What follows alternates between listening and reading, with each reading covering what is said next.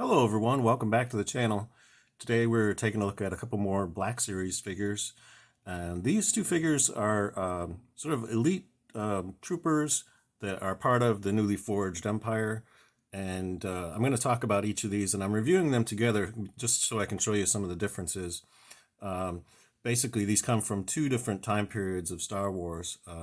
This elite squad trooper is sort of the first of the conscripted troops that were sort of brought in to sort of phase out the clone troopers as part of the main force looking after the Empire.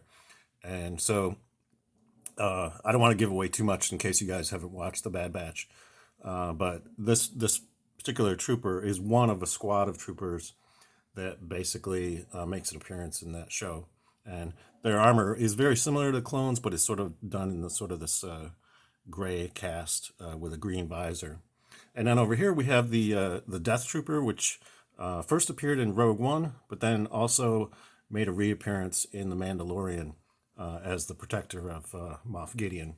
So we'll talk a little bit about the package. This is the older style with the red on the sides and a little bit of write-up on the figure on the back of the package. And then this is the newer style packaging where you get a picture on the sort of angled side of the package. And so this one's slightly different in terms of the style. Same picture on the back and then the write-up on the Elite Squad Trooper. So we're going to get these out of the package, and we're going to talk a little bit about the articulation. And we're going to do a little bit of comparison in terms of the armor style between these, because it is quite different.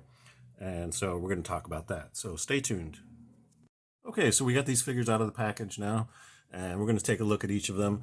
As you can see on both these, this shoulder piece is actually quite flexible, which allows you to bend the shoulder up over there. So just in case you're wondering whether or not you can actually bend the shoulder up, yeah, that part is actually flexible enough where you can actually make that happen. So, and you can see the difference in the armor between these two. I don't know if there's any parts actually in common between these. They look actually quite different. So yeah, side by side, there's a lot of differences.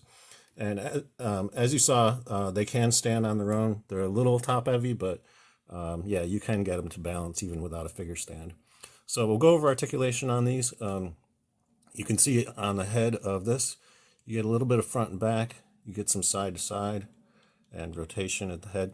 Interesting thing, it does appear that there's a head sculpt inside of here, although the helmet is not removable. But I've seen people pry these things away from the underlying head, and so I don't know exactly what kind of head sculpt is underneath there, so I'm not going to attempt to do that in this video anyway. So, and then at the as I showed you at the shoulder, can bend up like that, also gets 360 movement.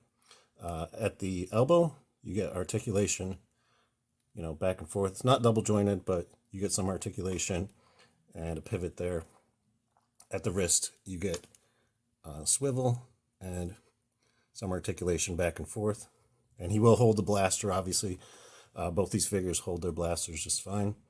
At the mid-torso, you get articulation like this, forward and back, swivel, side to side. At the hip, you can kick out just a little bit, can kick forward, can kick back. There's also thigh rotation right there, and double jointed knee, so that's really nice. And then at the ankle, you get some back and forth, some rotation, and you get the what they call ankle rocker, back and forth like that. So pretty good articulation.